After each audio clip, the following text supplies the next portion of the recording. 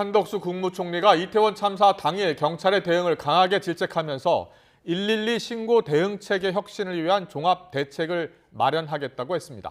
하지만 어제 외신 기자회견에서 나온 자신의 부적절한 농담이 논란을 일으키자 결국 사과했습니다. 취재기자 연결합니다. 김세호 기자.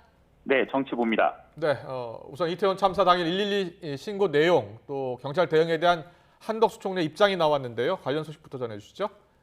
네, 한덕수 국무총리는 이태원 사고 중앙재난안전대책본부 회의에서 112 신고 접수와 관련한 경찰의 대응에 대해 질타를 이어갔습니다.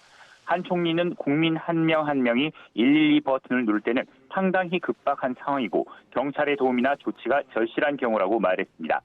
그리고 이러한 이면에는 언제든지 경찰이 달려와 줄 것이라는 신뢰가 있다고 강조했습니다. 이어 경찰이 국민의 생명과 재산을 지키는 일을 소홀히 하는 것은 국민의 믿음을 저버리는 것이라고 지적했습니다. 한 총리의 발언 들어보겠습니다. 어제 경찰청은 사고 당일 저녁의 112 신고 녹취록을 공개했습니다.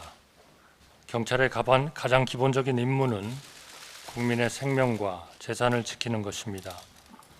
이러한 임무를 수행하는데 안일한 판단이나 긴장감을 늦추는 일이 있다면 국민의 믿음을 저버리는 것입니다. 한 총리는 이어 특별수사본부와 감찰을 통해 관련 사항을 철저히 조사할 것을 경찰에 지시했습니다. 또 정부는 조사가 끝나는 대로 상응하는 책임을 엄중히 묻고 112 대응체계 혁신을 위한 종합대책도 마련하겠다고 약속했습니다.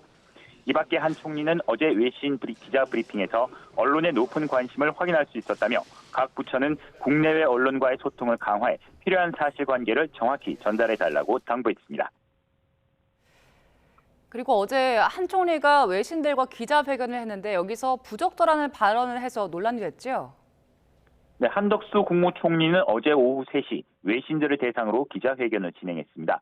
기자회견은 2시간 20분가량 진행될 정도로 외신들 역시 이번 이태원 참사에 대한 관심이 높았는데요. 외신들은 사고 예방 대책이 왜 제대로 마련되지 않았는지 또 정부는 어떤 책임이 있는지에 대해 집중적인 질문을 이어갔습니다. 그런데 기자회견 초반 통역이 제대로 전달되지 못하는 상황이 잠시 발생했는데 이때 총리의 발언이 논란이 일고 있습니다. 당시 발언 들어보겠습니다. 이렇게 잘 안 들리는 것에 책임져야 할 사람의 첫 번째와 마지막 책임은 뭔가요?